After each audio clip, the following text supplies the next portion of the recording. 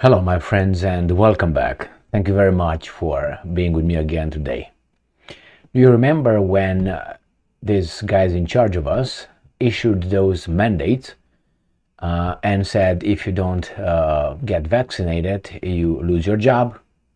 Well, the US military did that. And some people refused to get vaccinated, therefore, they were discharged. That means fired. Now that stupidity is gone, some decided to return.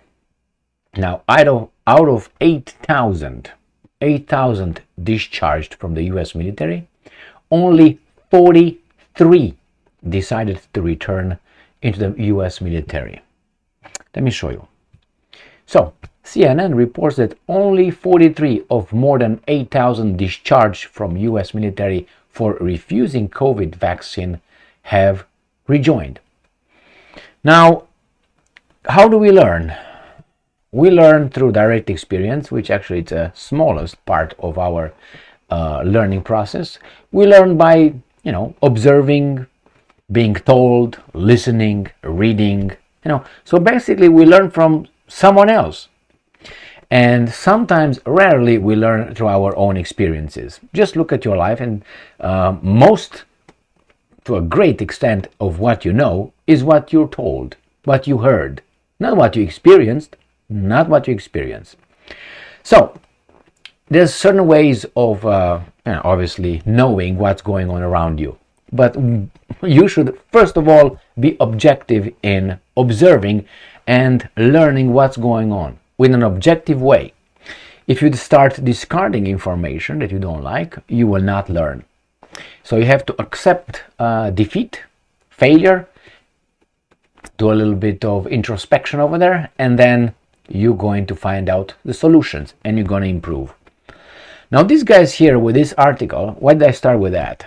Because these guys in this article, instead of looking at a big picture or a big problem that this, I think, reveals, they decide to look at a smaller issue. So that is, for instance, lying to yourselves by, choosing to look at a lesser evil or the issues that had a smaller impact on your failure instead of looking at your bigger issues. So they say, 8,000 discharged from the US military for refusing COVID. And they will make the whole point, I skimmed through the article, they made the whole point that, see, that's why we don't have recruits. That is, and I'm going to show you, what they're focused on. It says only 43 out of more than 8,000 service members who were discharged from the military for refusing to be vaccinated against COVID-19 have sought to rejoin 8 months after the vaccine mandate was officially repealed, according to data provided by the military branches. And now, many Republicans argue that the vaccine mandates hurt military recruiting and retention efforts, which was part of the rationale for forcing the Defense Department to cancel the vaccine requirements. Now, they're going to say here, down here, the whole article that is down here, they talk about the readiness of the military. And oh my God, it was good, it was not bad, we need troops, and we instituted the mandates. Well, these guys don't realize that if from more than 8,000, so let's say 8,050, and they were 48 or whatever, 43, how many did they decide to return? 43. Now, 43 decided, let's say there were 8,043, so let's say 8,000 said, you know what, fuck it, I'm not gonna go into military again. What do you think created those mandates? What do you think they created? Resentment, hatred. So you got 8,000 potential people that said, fuck the government. And seeing something that they haven't seen before. So they potentially created an army of at least 8,000 people that would be against the government. By that decision, I see that. Maybe I'm skewed towards, that. But I think that those 8,000 did not return for what reason? Because the economy is booming? Or because they said, fuck it? I think the second option. So this is I started with how you learn in life. And certain people do not learn because they don't read, they don't learn by observation, they don't learn by experience because they don't go around the block, and then they discard objective information that is bombarded with. So if, for instance, if they failed at something, they're gonna blame something else but themselves, and they will never, they will have less chances to find out what the hell caused their failure. In this case, these guys are changing the subject, are focusing on something else. Oh, we got the military depleted. Instead of looking, wait a second, we potentially created at least 8,000 people who really are not on board with our scenario. Let me give you some examples. Again, people learn, unfortunately, we tend to learn more by direct experience when we're hurt. You know, when we're hurt, we learn faster than just sitting down and, thinking in the abstract, philosophically, being objective. Whenever something hurts us, something that we, let's say, supported a minute ago, if that's something that we supported a minute ago with our abstract thinking, hurts us the next minute, we're going to be against that we were a minute ago for. Let me give you an example.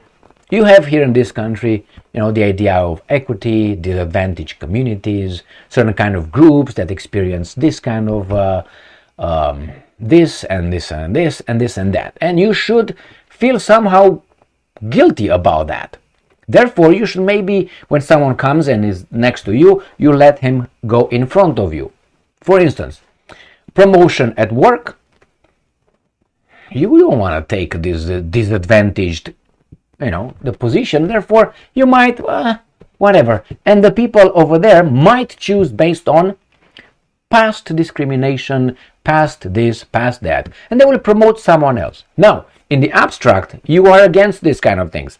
You're against discrimination. You are for equity. You are for all this, helping the disadvantaged, help the immigrants that cross the border and enter on this country trespassing, help these guys that were never happened to them anything, but somehow they are promoted and so on. You don't do it. You don't have any problem with that. Well, yeah.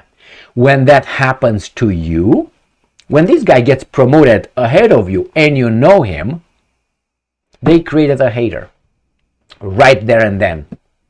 The abstract looks good, but once that happens to this guy is going to be an enemy of that ideology. I'm going to give you another example. You see, we have right now the new chief of staff of the armed forces of the United States of America. Right now is a guy. So is the guy who is the defense secretary. Now, these guys were promoted, were picked and landed over there by some other people out of a pool of people. Now, those people, they know one another. And unless those two guys, I'm talking about Lloyd Austin and the other one, the newly appointed one, unless those guys were really, really, really the best, and what would be the coincidence, you know what I mean? The rest that were waiting, hey, me, hey, pick me, I'm good. And they see this guy picked, they're gonna say, he was picked just because he is that. You created a hater. You woke up someone. Your ideology that you tried with your, with the school, with the mass media, with Hollywood, portraying all kind of situations, imaginary situations, and so on. And send messages, subliminal and direct messages. All that goes to garbage, because the person was hurt directly, and he's gonna realize, wait a minute, this guy was picked just because he is that, not because he's better. I hate it. So a lot of people wake up like that, and they will be very resentful. Not towards this guy necessarily, but to guys who promote this kind of garbage.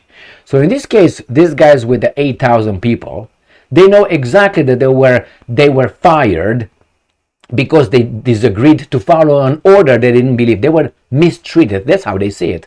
They say we were unjustly treated by our government, that we went to serve, to give our lives for this country. And this country treated us like garbage. Do you think there will be, it's just two people who did that? No, is the government. That's the United States of America, for which they went into the military. And other perks.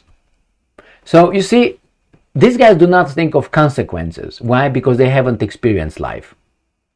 But they're very fast to react when their little interest is touched or hurt a little bit. Immediately they realize. That's the way we function. So good job. You got 8,000 people from the military that you alienated. So they don't think that way. They think, oh my God, oh, that's fine, that's good. No, that's not good. And they're focusing on, oh, we have a low recruiting rate.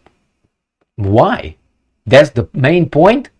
Why do you have to attract them? You get over there and you say, well, you're guilty of this, but I'm not guilty. Well, you're guilty.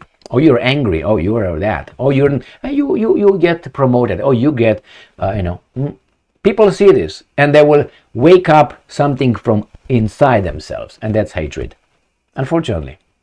So those guys create an army of extremists. They create it with their benevolence, apparent benevolence. Thank you very much for being with me again today. Stay strong, stay smart, look for the truth, and be just.